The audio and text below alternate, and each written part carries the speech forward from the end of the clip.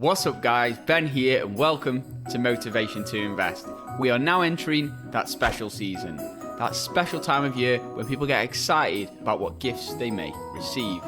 No, I'm not talking about Christmas, I'm talking about the season of SPACs, or more specifically, speculative SPACs and IPOs. For those which don't know, SPAC stands for Special Purpose Acquisition Company, and this is basically just a blank check company. So it's a company with a heap load of cash and a sole purpose to acquire another company. And then IPO is just an initial public offering, and it's just how a private company goes public. Now we seem to be in a speculative SPAC mania. The millions of the Rocks fans go to WrestleMania. And according to this chart, we can see the number of SPACs is at an all-time high. Now if you think about this logically, we're in a global health crisis still, things are still unfolding, yet we're seeing a number of companies go public. What does that tell you? Well, that tells me that there's a lot of exuberance, there's a lot of optimism in the stock market, and when there's optimism, that can always be dangerous for investors. So remember guys, this is not financial advice like all my videos, and just be aware, SPACs are very speculative, they're high risk, high reward investments. But in this video, to help you guys navigate through this SPAC mania, I'm going to reveal my top 3 tips for investing into a SPAC or an IPO. So let's kick things off at tip number 3, which is valuation. Make sure you value the company correctly. Now, in the words of the legendary investor Warren Buffett, price is what you pay and value is what you get.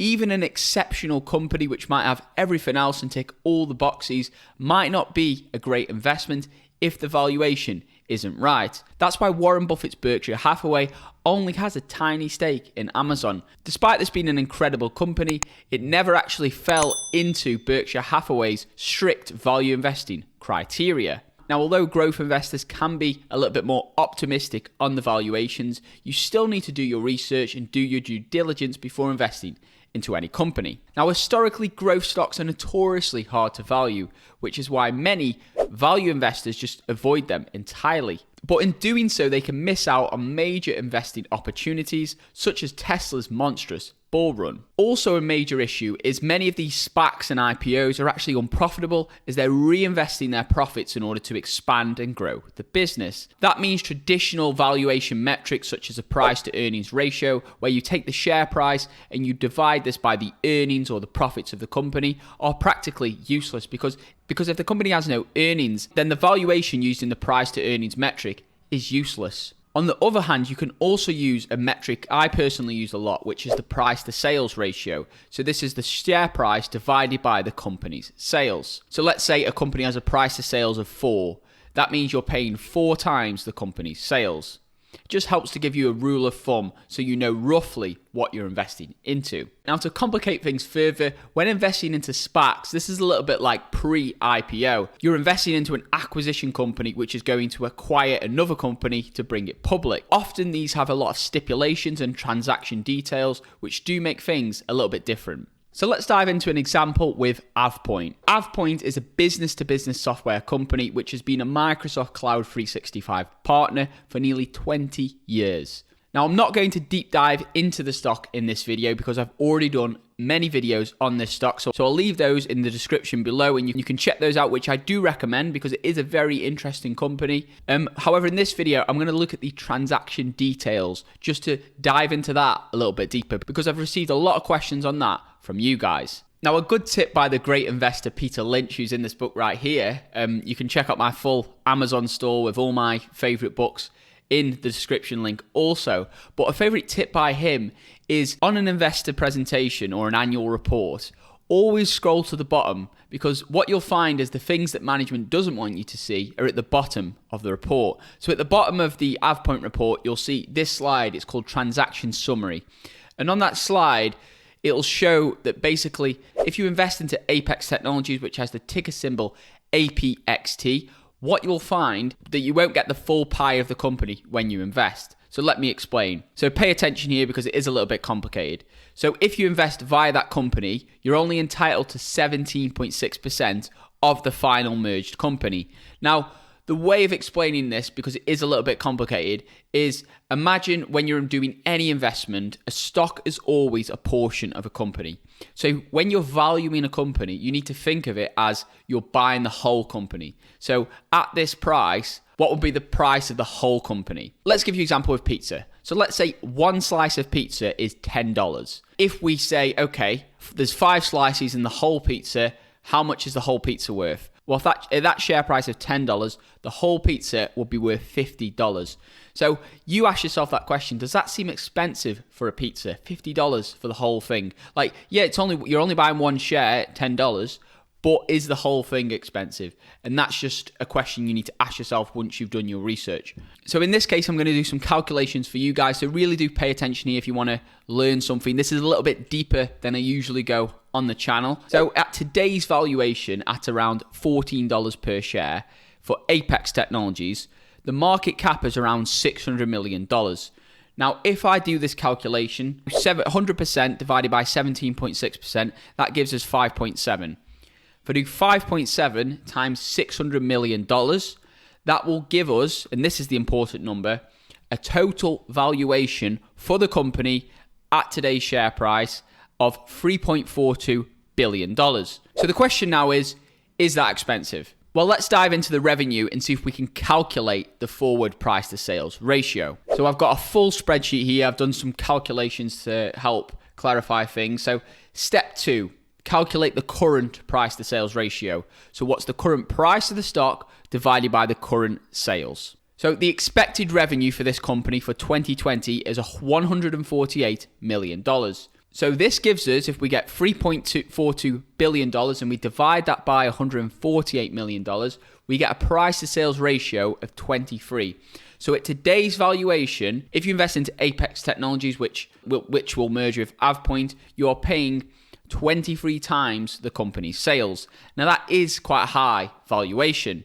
Now if we calculate the forward price to sales ratio, so that's using their projected numbers for growth, and we'll calculate the new price to sales ratio at that growth. So if the company manages to achieve its optimistic growth of 30% compound annual growth rate on the revenue, then that gives us revenue of $257 million in 2022. Now if we divide $3.42 billion divided by $257 million, that will give us a forward price to sales of 13. Now, if those calculations did confuse you guys, don't worry about it. Understand right now is these key numbers. So for the company at today's price, it has a current price to sales ratio of 23. You're paying 23 times the company's sales. Using their forward projected earnings, that's a price to sales of 13. Now, the issue of that is that's quite a lofty valuation. That means the stock is priced for perfection. So let's say in the future, once the merger goes through, the company has, let's say, a bad earnings quarter. Let's say it misses its estimates that analysts have put on the company.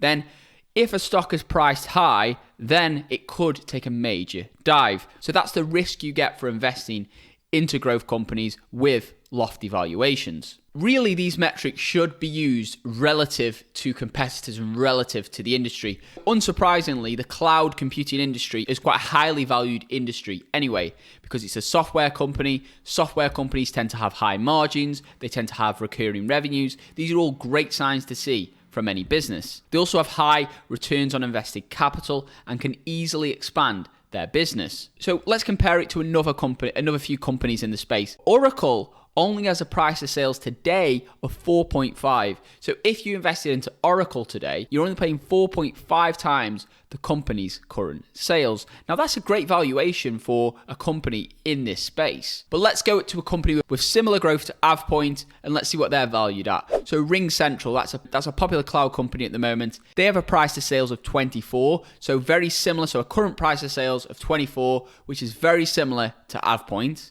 We also have another company, Okta. This is a cloud software company. Now this trades at an even higher valuation of 43 times sales. Now an interesting thing here is the competitors in this space all seem to have quite lofty valuations, apart from Oracle, which seems to have a great valuation. So that does need to be taken into consideration. Now, if you guys are enjoying this video so far, then feel free to give it a big thumbs up. That helps out tremendously with the YouTube AI. And if you're new around here and you still haven't subscribed yet, what are you waiting for? Go ahead and hit that subscribe button. turn that notification bell on if you want more investing tips and exclusive stock market picks, which I'm personally investing into. Also guys, let me know in the comments below, do you like these deep dives or do you prefer more overviews of stocks? Either way, let's go on to tip number 2 for investing into SPACs or IPOs. And that is to use technical charts and analysis and also set up stop losses. Now the real risk with investing into many of these SPACs and IPOs, especially the SPACs, is they tend to have low liquidity. So let's say a SPAC only has a market cap of $500 million. Now let's say most companies, you're looking at above $2 billion, $20 billion, $100 billion. There's plenty of cash in the stock, there's plenty of liquidity, there's plenty of shares outstanding in the stock. But many of these mergers, there isn't. You may have noticed if you purchase some stock in, say, a merger company and you try to sell, you may have noticed it sometimes takes a little bit longer. And even if it's 10 minutes or 15 minutes, you're waiting, that's very tense. But let's say you go to a company with high liquidity, let's say Amazon. You buy, click, you sell, click, no problem. With the mergers, sometimes it can be quite difficult to get out of them. So let's say the stock starts falling. Some people are taking profits in a SPAC. It's run up 40, 50%, which many of these do. People start taking profits. It starts dropping. People start panicking. I want to take profits as well. Everyone's trying to sell. What you've always got to think with investing, someone's always got to be on the other side of that trade. So if you're selling, who's buying? And because it's a small cap company, there's less buyers available, and thus we can see liquidity issues. Now, a real simple way of explaining this is imagine there's a fire in an office and everyone's trying to get out and there's only one exit and everyone's trying to cram through this one exit. It's going to be absolute pandemonium because everyone's trying to squeeze out this little door. And that's what can happen when investing into a SPAC or an acquisition company. Now, you'll never have that problem with a company like Amazon. A great way to help you guys mitigate risk, and you should do this with any type of trade really, is to set up stop losses. So what you can do is set up a stop loss on your trading platform, and you can set it to sell, say, 50% of your stock when it reaches a certain level. So let's say the stock's at $25,